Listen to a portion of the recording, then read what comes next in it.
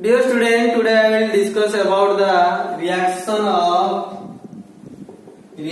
of amine with the Hinzburg reagent.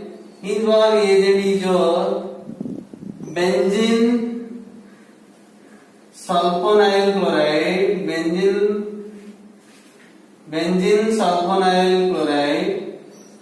Benzene sulfonyl chloride is called Hinzburg reagent. This reaction is used for identification of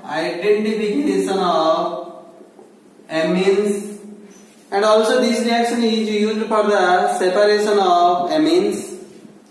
When a 1-degree amine is reacted with benzene sulfonyl chloride, then alkyl benzene sulfonamide is formed, which is soluble in caustic alkali. Now taken 1-degree amine. Suppose I want to take ethylamine. This is your ethylamine. It belongs to 1-degree amine. Now it is subjected to reaction with the benzene sulfonyl chloride. The formula of benzene sulfonyl chloride is your ClSO2 C6H5. When ethylamine is subjected to reaction with the benzene sulfonyl chloride, then a HCl molecule is formed as a byproduct, and the main product is your C2H5 NHSO2 C6H5. The name of this compound is your ethyl benzene sulfonamide, and it is soluble in caustic alkali, But when a secondary amine, 2-degree amine, is reacted with benzene sulfonyl chloride, then dialkyl benzene sulfonamide is formed, which is insoluble in caustic alkali. Now take an example of 2-degree amine. Suppose I want to take diethylamine. This is your diethylamine.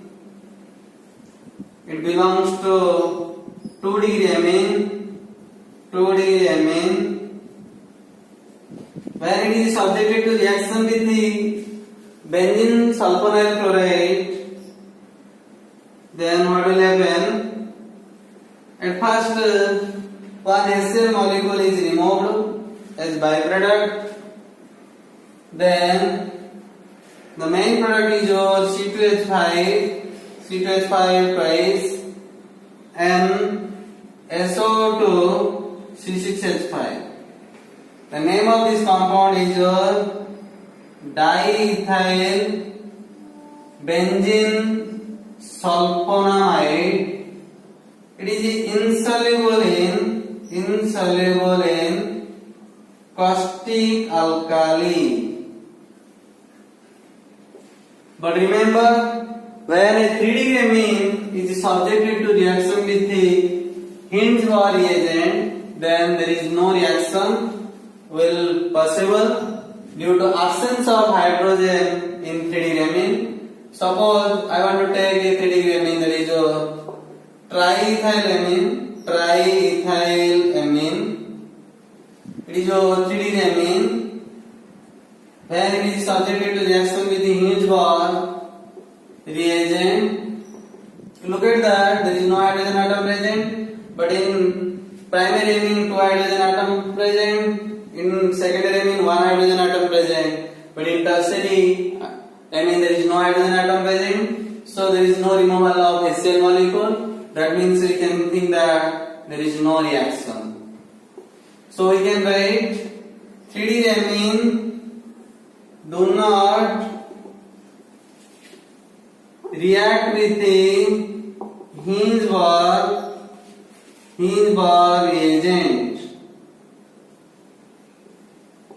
From the reaction it is clear that 1 degree amine react with the Hinge-Bar reagent gives alkyl benzene sulfonamide, which is soluble in caustic alkali.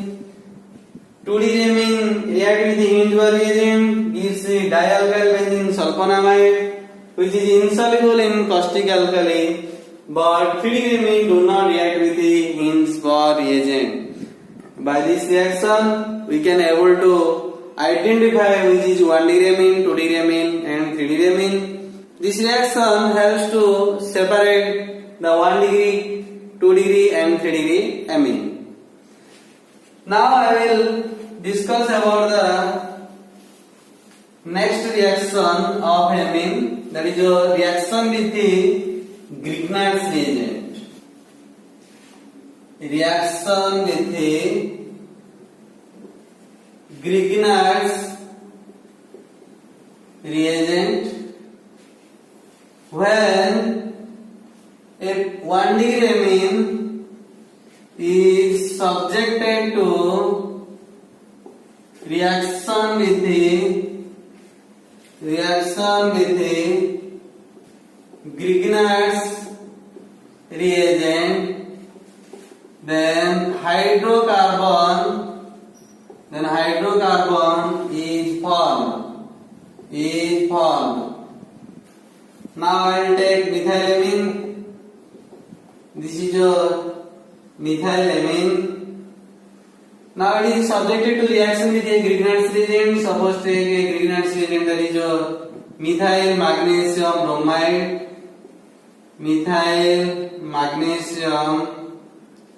bromide. Then what will happen? There is a formation of hydrocarbon, that is your methane. So we can write a methane product, and the byproduct is your CH3NH Mg-Br, that is also said to be methane. So we can write a statement: when methylamine is subjected to reaction with the methyl magnesium bromide, then methane is formed. Next I will see formation of 6 base. Primary amine react with the aldehyde to form imine, or that is called 6 base. This is catalyzed by an acid. Now taken primary amine, that is your CH3NH2. Now it is subjected to reaction with an aldehyde. Suppose take acetaldehyde. Then what will happen? There is a loss of water molecule. Then we get CH3 and double bond C bond H CH3. This is your said to be methylamine. This is your said to be acetaldehyde. Here H plus is written, and this is your said to be 6 base. There is a formation of water molecule as byproduct. Now I will discuss about the electrophilic substitution reaction of aryl amine. At first I will discuss about the halogenation. Generally, halogenation of aryl amine means we generally think about the halogenation of aniline. In aniline, the bond NH2 is very much active. So when I will do the halogenation of aniline, then it takes place very fast, and halogen occur at ortho and para position and gives a tri-substituted aniline product due to strong activating bond NH2 group. Halogenation of amines occurs very fast, and halogen atom occur at both ortho and para position, even in the absence of catalyst. Therefore, aniline undergoes reaction with the bromine water to form 2,4,6 tribromo aniline. So we can write the reaction. This is your aniline. When it is subjected to reaction with the bromine water, then what will happen? 2,4,6 tribromo aniline is formed. This is your 2,4,6 tribromo aniline. 2,4,6 tribromo aniline, and your byproduct is your HBr. Name of this compound is your aniline. Suppose I want to find a mono-bromo aniline, then before bromination the aniline is acylated. So we can write for the preparation of mono-bromo aniline. Aniline is first acylated before bromination. Then the acyl group is removed by hydrolysis. Now I will write the reaction. This is your aniline. Now aniline is subjected to acylation. That means aniline is subjected to reaction with the acetyl chloride. Here there is loss of an HCl molecule. Your base is given. Then what will form? This is your product. That is said to be acetanilide. Now this acetanilide is subjected to reaction with bromine in the presence of acetic acid. Then para-bromo acetanilide is formed. Para-bromo acetanilide is formed. Our aim to find out the para-bromo aniline. So I am to now remove the acyl group by hydrolysis. So this is subjected to acid hydrolysis. Here hydrolysis takes place, H, OH, and finally we get para bromoaniline. This is just said to be para bromoaniline, and the byproduct is your what? Acetic acid, CH3COH. This is said to be acetic acid. This is your said to be aniline. This is your said to be acetyl chloride. This is all about your halogenation of aniline. Now I will discuss about the sulfonation of aniline.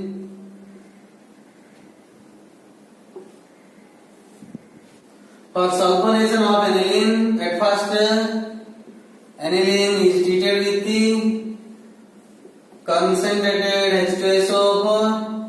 Then anilinium hydrogen sulfate is formed. This is your said to be anilinium hydrogen sulfate. Completely H2SO4 is added with NH2 and form this. This is your said to be anilinium hydrogen sulfate. Now it is subjected to baking at 455 to 475 Kelvin. It is a loss of water molecule takes place, and the anilinium hydrogen sulfate undergoes rearrangement and gives you this product. This is your said to be para-amino benzene sulfonic acid. It is otherwise also called sulfanilic acid. And now this have an deuter ion, so we can write like this.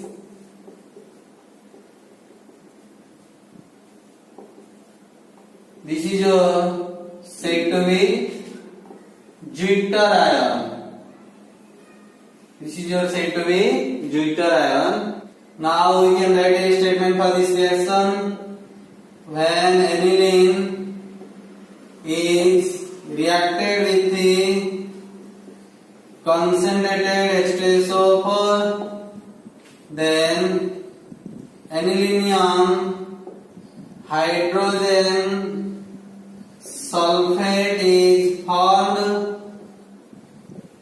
which subsequent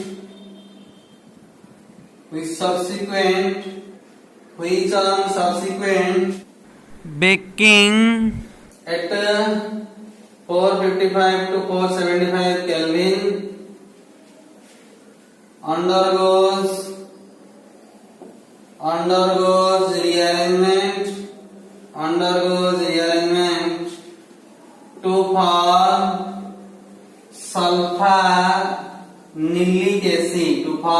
sulfanilic acid. Now I will discuss about the deuter ion. Deuter ion is a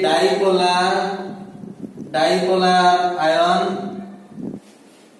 which exists in the form of internal salt structure. Sulfanilic acid has a deuter ion. This is the deuter ion of sulfanilic acid. Deuter ion have both positive ion as well as negative ion in the same molecular structure. Look at that. This is the butyl ion of sulfanilic acid. Here the formula is same with the formula of sulfonylic acid. If I want to draw the structure of sulfonylic acid, this is the structure of sulfonylic acid. Here one hydrogen atom is removed and it comes to the nitrogen atom for NH3 plus, and here SO3 minus will be formed. Look at that, the deuter ion having both positive and negative charge. Now I will discuss about the nitration of aniline. Suppose take the aniline, this is the structure of aniline. Remember one important point, if I will subject the aniline to direct nitration, the NH2 undergoes oxidation in the presence of concentrated H2SO4 and concentrated HNO3. It is highly necessary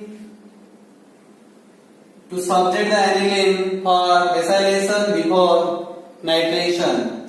So aniline is subjected to reaction with the acetyl chloride or acetic anhydride. When aniline is subjected to reaction with the acetyl chloride, then what will form? Acetanilide is formed. This is your said to be acetanilide. There is a loss of an HCl molecule. Now the acetanilide is subjected to reaction with the concentrated H2SO4 and concentrated HNO3. Then a mixture of ortho and para nitroacetanilide is formed. This is your para nitroacetanilide, and other is your ortho nitro acetanilide. This is your said to be ortho nitro acetanilide. Our aim to find out the para nitro aniline and ortho nitro aniline. So separate the para nitro acetanilide and ortho nitro acetanilide, and both para nitro acetanilide and ortho nitro acetanilide is subjected to hydrolysis in the presence of a dilute mineral acid. That means a para nitro acetanilide now subjected to acid hydrolysis. Here acid hydrolysis takes place. I will give a hydrogen atom to the nitrogen atom and OH to this COCH3. As a result, para nitro aniline is formed. This is said to be para nitro aniline. When I will subject it to the ortho nitro acetanilide to hydrolysis, then here hydrolysis takes place. I will give one hydrogen atom to the nitrogen atom and OH to the COCH3. Then ortho nitro aniline is formed. This is your said to be ortho nitro aniline, and there is a byproduct is formed, that is your acetic acid CH3COH, that is called acetic acid. So we can write a statement for this reaction. Before nitration of aniline, the aniline is subjected to acylation by reacting with the acid chloride, that is your acetyl chloride or acetic anhydride to form acetanilide. to form acetanilide. The acetanilide undergoes reaction with the concentrated H2SO4 and concentrated HNO3 to form a mixture of para-nitroacetanilide and orthonitroacetanilide. The two isomers are separated and subjected to acid hydrolysis to remove acyl group and produce orthonitroaniline and para-nitroaniline. This is the statement for this reaction. Next I will discuss about the carbyl-amine reaction. Carbyl-amine reaction. This is a very important reaction for 1-degree amine. It is used for the identification of 1-degree amine. In this reaction, primary amine is subjected to reaction with the chloroform and with the alcoholic KOH, and carbylamine is formed as the product.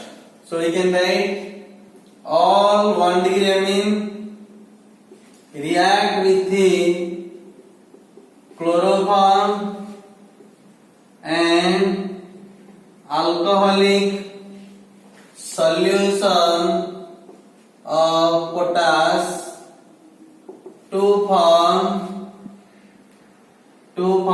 alkyl isocyanide, which having foul smell.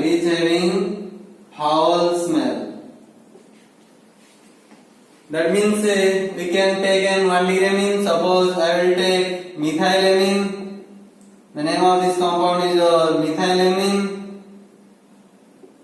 It belongs to 1-degree amine. When methylamine is subjected to react with the chloroform and alcoholic KOH, we need 3 KOH molecule, alcoholic KOH molecule. There is a loss of 3 molecule of KCl as byproduct, and this part, look at that, this part will form the methyl isocyanide. The name of this compound is methyl isocyanide, and the remaining part form 3 molecule of water. Here is 1 hydrogen, here is 3 OH, here is 2 hydrogen atom. So we can form 3 H2O molecule. The methyl isocyanide having foul smell.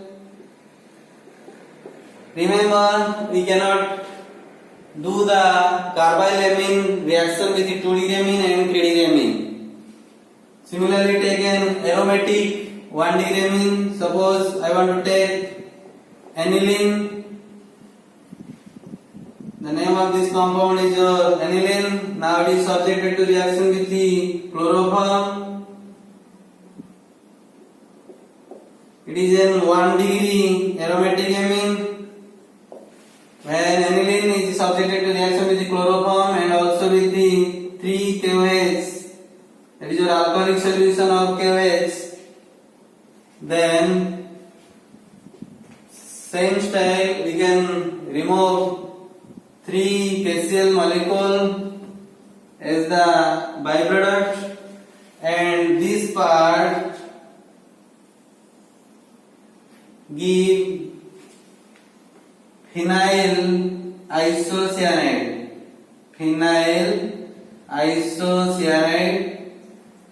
and the remaining is your 3 water molecule. The phenyl isocyanide having foul smell. We can write a statement when aniline is subjected to reaction with the chloroform and alcoholic KOH, then phenyl isocyanide is formed which having foul smell. That is all about the carbylamine reaction. Next I will discuss about the Hofmann mustard oil reaction. This reaction is only for 1-diramine. When 1-diramine is reacted with the carbon disulfide, that is your CH2, then dithioalkyl carbamic acid is formed, which on heating with a HgCl2 produce, which on heating with HgCl2 produce alkyl isothiocyanate. When 1-diramine is reacted with the CH2, then dithioalkyl carbamic acid is formed, which on heating with the HgCl2 produce alkyl isothiocyanate. Now take an example. Take methylamine as 1-diramine. Now it is subjected to reaction with the carbon disulfide. This is the structure of carbon disulfide. When it is subjected to reaction, then dithioalkyl carbamic acid is formed.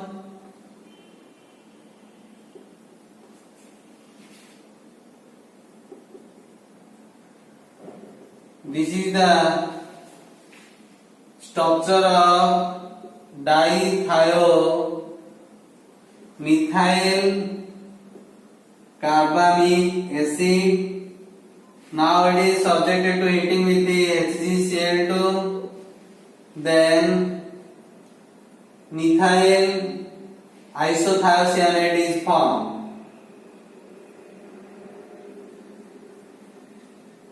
This is the structure of methyl isothiocyanate, and having a byproduct, that is your hydrochloric acid. That is all about the Hofmann's mustard oil reaction. Now I will discuss about the identification of 1-diramine, 2-diramine, 3-diramine and 3-diramine. A very important question always asked in the exam: how can you distinguish between 1-diramine and 2-diramine? There are many reactions are already discussed in the chemical reaction of amines. That is your action with HNO2, action with HNO2. Second is your reaction with the Hinsberg reagent. Next is your carbylamine reaction. By using these reactions, we can easily distinguish between 1-degree, 2-degree and 3-degree amines. Always a 2-mark question will ask in the exam. Suppose I will take an example. How can you distinguish between 1 degree amine and 2 degree amine?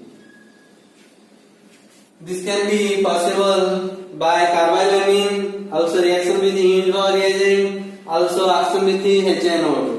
Suppose I want to distinguish the 1 degree amine and 2 degree amine by the help of carbylamine reaction, then what will be the answer? When 1 degree amine is treated with the chloroform and alcoholic solution of KOH, then alkyl isocyanide is formed. Then we can write a reaction by taking an example of 1 degree amine, that is your CH3NH2 plus CHCl3 plus 3 KOH, that is your alcoholic. It gives a CH3NC having foul smell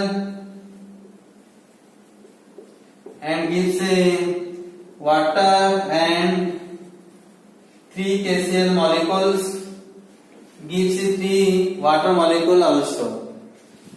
2 degree amine do not respond to the carbylamine reaction. Here we can write that is your methylamine. This is your said to be chloroform. This is your said to be methyl isocyanide. If you will write like this, then you will score 2 marks. Like that, you can also distinguish 1 degree amine and 2 degree amine by the help of Hindenburg reagent and also by the help of HNO2. This is an example. You can distinguish any amines by these 3 reactions. Next is your uses of amine. At first, I will discuss about the uses of aliphatic amines. First use, methylamine and ethylamine are used in leather industry to remove hair from hides. Second is your methylamine is used as a refrigerant.